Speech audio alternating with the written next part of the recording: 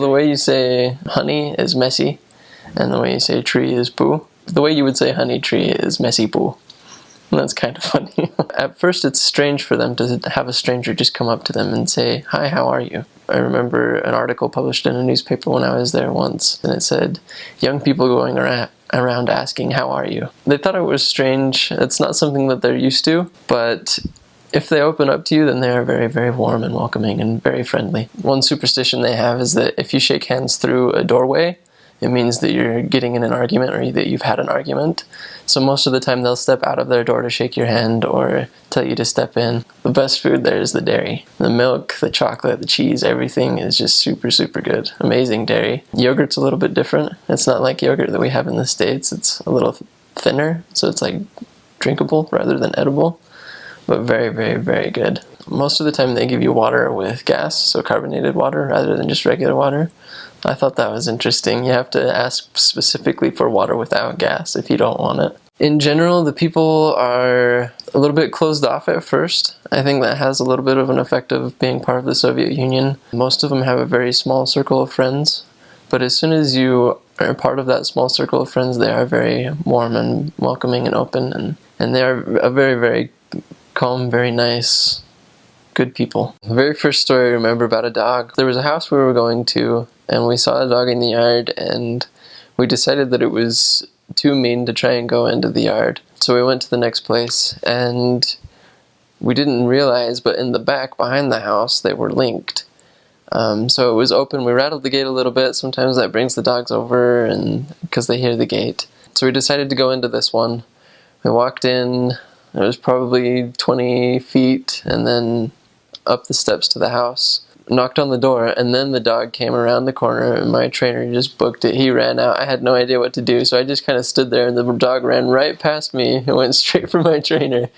He got outside the gate and then was like distracting the dog, and then somebody came to the door, and I didn't know how to explain myself. I didn't know how to say, we didn't know the dog was here or anything like that, and I didn't understand what they were saying to me. Ended up I was able to walk right past the dog, and he wasn't even that mean, so it was pretty funny. He just booked it past me and went straight for my trainer, but ended up being an okay dog. The foods were pretty basic. A lot of potatoes, usually some ground beef or chicken. Pretty basic.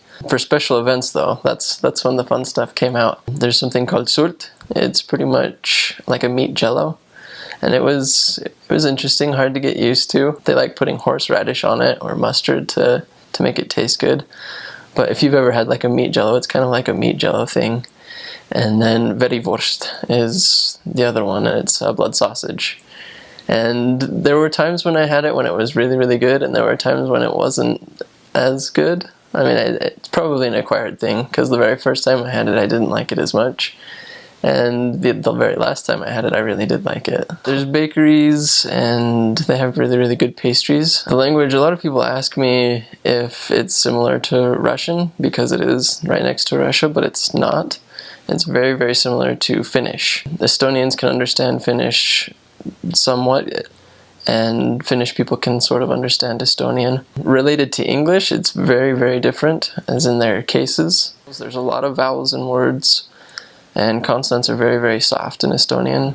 So the difference between a D and a T is very, very close. I mean, there's not much of a difference between the two. If you get two vowels in a row, it extends.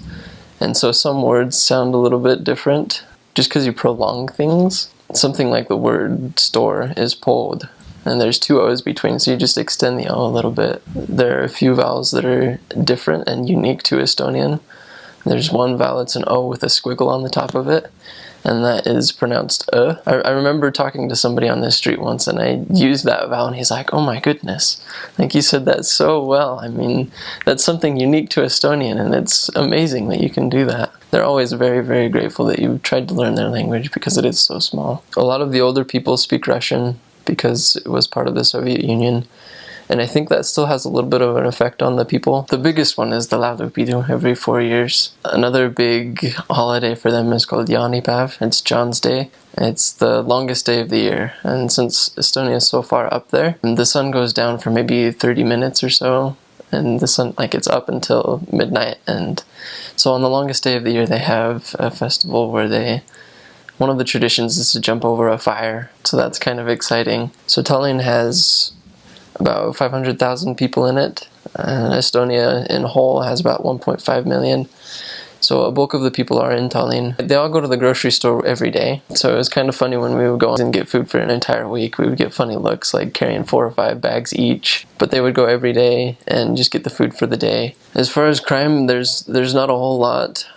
Typically Estonians aren't very biased against Americans. I know in some countries that's an issue, but in Estonia it's not an issue. And Estonians are very peaceful people. It's very, very safe, and there's not very much crime as far as I knew. The Estonians are the ones who started the revolution in getting the Soviet Union to come out, and they did it peacefully. They did it by singing. Every 4 years there's a big event called the Laulupidu. It's the song festival. They put on their traditional clothes and dance around and sing, and there's a really, really big lauluväljak, a big stadium where they all get together and they have a huge, huge choir that sings. And it's something that they're very, very proud of. They're very proud of their singing, and how their singing and being peaceful led to a revolution and getting the Soviet Union to be out and to be a free country again.